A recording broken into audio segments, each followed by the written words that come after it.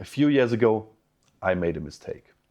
I introduced our cats to the infamous red dot. But what I wasn't aware of is I was creating an addict. Soon Wanda, the youngest of them, was begging night and day for the laser to return. I'm not kidding, she literally sat in the same spot and didn't stop meowing. There was only one way to save myself from becoming a full-time laser operator. I needed to automate it. But not like the cheap toys on Amazon that you have to put on the floor, doing the same boring pattern over and over. It needed to be unpredictable to stay interesting in the long run. What may feel like a few minutes to you actually took me over 6 years from the initial idea and prototypes to a polished and truly unique project that everyone can build easily. More on that later. Here's the story of Arduino's inception.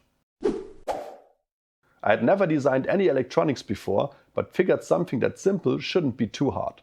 I imagined using 2 servos with a cheap laser diode on top. After a few iterations, I came up with this.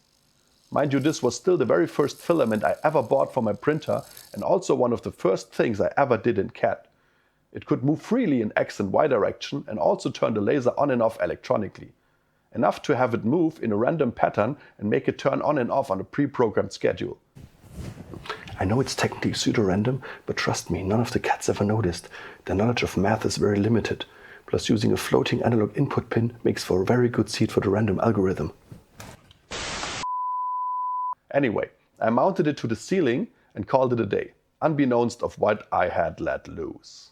See, the first implementation always started with the servo centered, regardless of where the last session ended. That means every time the device turned on, it gave off a very distinct sound. It didn't take too long for the cat to get conditioned to that sound. Unlike Pavlov's dogs associating a bell sound with food, she associated the sound of rapidly moving servos with playtime.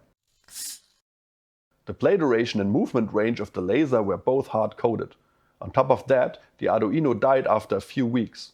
I replaced it, thinking it might have been just bad quality, but that wouldn't be the last one to die until I finally out what was wrong. Although our cat got exhausted pretty fast, she still loved to sit there and watch the laser move, often begging for me to start another run manually. With no controls whatsoever, the only way to do so was pushing the Arduino's reset button. The second dead Arduino made me wonder if there's something wrong with the wiring. The laser couldn't be the issue, it needs very little power, especially since I added a resistor to keep it at a reasonable brightness. That left only the servos as possible cause. After a bit of research, I found out the servos can draw too much current for the Arduino's voltage regulator. The slow and steady movement while playing is totally fine current-wise, but the spikes when starting a PlayStation must have worn it out over time. I added a USB port to the prototype board and connected the servos directly to the power supply instead of drawing power from the Arduino. With this change, the laser was now running 24/7, activating every few hours for a few minutes. No more fried Arduinos, until the accident happened. See, one of our cats is not like the others. Not only is he a male, he's also orange. Being born with only one brain cell, he often lacks a bit of nuance in his actions. So while playing, he yanked the power cable and ripped out the USB port. The laser was dead. What followed was a long grieving phase for Wanda, mourning over the absence of her 24/7 entertainment machine.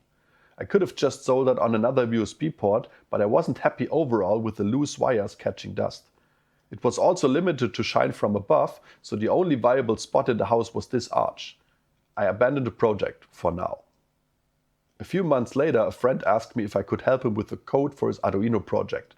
He needed a menu for some settings. Working with his prototype made me think a menu and buttons would certainly be a handy addition for the laser. I found a menu library that worked perfectly on the small OLED display he used. In exchange for my help, he showed me how to wire up a display and also how to design a custom circuit board. To my surprise, the first PCB I ever designed worked. I screwed up the size of the buttons, so I had to get creative, but nothing that determination and a pair of pliers couldn't fix. The display is nice and everything, but it doesn't address the elephant in the room. There's still no case. It would only be a matter of time until the USB port gets ripped out again. The current motion system didn't really fit in a case, plus the constantly moving wires were prone to wear over time. All efforts to make the current design more compact just weren't good. If your only tool is a hammer, every problem looks like a nail. A bit of research inspired me to use moving mirrors to reflect the laser. I wanted to use off-the-shelf parts, so I designed a new motion system around reflective mosaic tiles. After a few iterations, I came up with this design.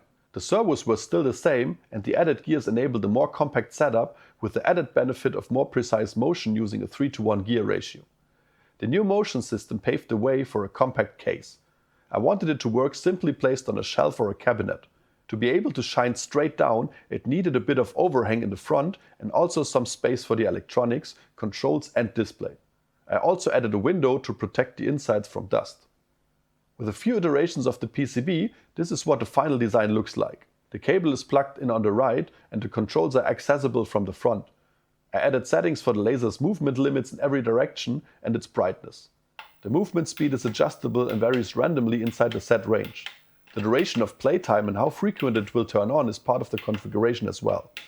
I even managed to make it more energy efficient by shutting off the power for the servos in standby completely using MOSFETs. That's a neat little device, but how much do the cats really play with it, you ask? I had the same question.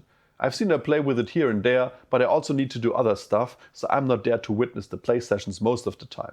So to settle the question once and for all, I bought this IP camera with motion detection to automatically record while Gatuino runs without interrupting her. And boy was I in for a surprise. See, she's very shy and cautious about every movement and noise around her. It's very hard to get her on camera. As soon as she notices anyone moving, she's stopped dead in her tracks. I managed to film a few clips with my phone before, but not many. Now I got so much undisturbed footage of her playing, even I was surprised. Most often in the middle of the night, of course. That's certainly not a novelty effect either, since the finished device has been sitting on the shelf again for many months now. And don't worry, she gets her regular treats and has lots of other toys too. As I mentioned, she's very shy, so she rarely wants to go outside. The laser is a good way to give her some additional exercise. And here's the best part. You can build your own Gatuino. It's actually pretty easy. The software and 3D printed parts are both open source. I wrote a detailed documentation with pictures of every step and even made a whole video where I built one from start to finish. The bill of materials includes links to all parts on AliExpress, so even if you know nothing about electronics, that's not a problem. The only things you need are a 3D printer, some Allen wrenches and a soldering iron. Check out the link in the description for more details. Wanda really loves that thing, and I'm already thinking about which features I could add to make it even more interesting.